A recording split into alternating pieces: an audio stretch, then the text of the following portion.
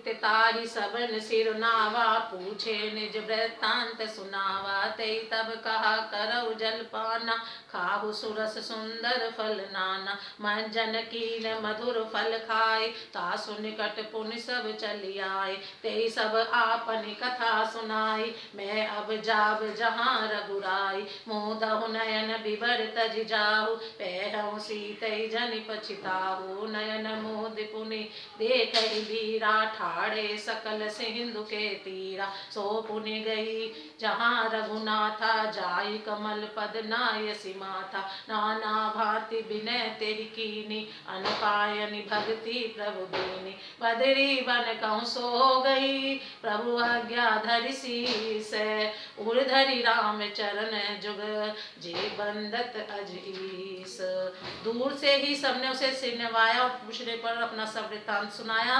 तब उसने कहा जलपान करो और भांति भांति के रसीले सुंदर फल खाओ। आज्ञा पाकर सबने स्नान किया, मीठे फल खाए और सबके पास चले आए।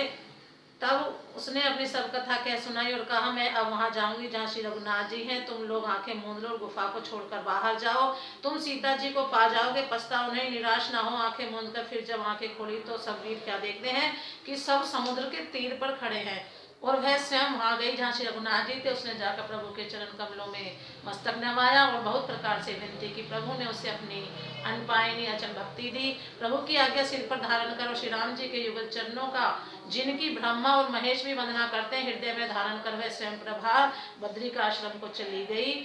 यहाँ विचारै कपि मन माही, बीते अवधि काज कछु नाही। सब मिल कहि परस पर बाता, बिन सिधि लये गए रब कर भ्राता। कह अंगद लोचन भरि बारी, दुह प्रकार भई मृत्यु हमारी। यहाँ न सुत सीता के पाई, उहाँ गए मारे कपिराई। पिता बधे पर मारत मोही, राखा राम निहोर न ओही। पुनि पुनि अंगद कह सब पाही, मरन भयउ कछु संशय नाही। अंगद बचन सुनत कपि बीरा, बोली न सकई नयन बह नीरा। छन एक सोच मगन होई रहे, पुनि अस बचन कहत सब भाए। हम सीता के सुध लीने बिना, नहीं जइयै जुगराज प्रवीणा। अस कही लवन सिंधु तट जाई, बैठे कपि सब दर्भ डसाई। जामवंत अंगद दुख देखी, कही कथा उपदेश विशेषी। तात राम कहु नर जनि मानहु, निर्गुण ब्रह्म अजित अज जानहु। हम सब सेवक अति बड़ भागी, संतत सगुन ब्रह्म अनुरागी। निज इच्छा प्रभु अवतरई, सुरमहि गोदिज लागी। सगुन उपासक संग तह, रहहि मोक्ष सब त्यागी। वहाँ वानरगण मन में विचार कर रहे हैं कि अवधि तो बीत गई पर काम कुछ ना हुआ।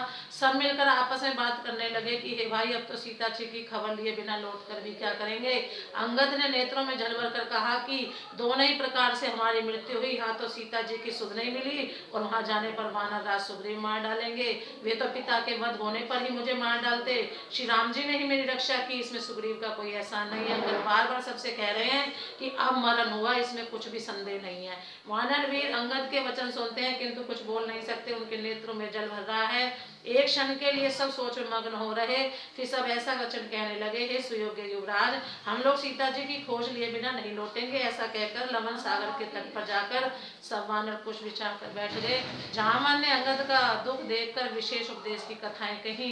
वे बोले, हे ता श्री राम जी को मनुष्य न मानो, उन्हें निर्गुण ब्रह्म अजय और अजन्मा समझो। हम सब सेवक अत्यंत बड़भागी हैं जो निरंतर सगुण ब्रह्म श्री राम जी में प्रीति रखते हैं।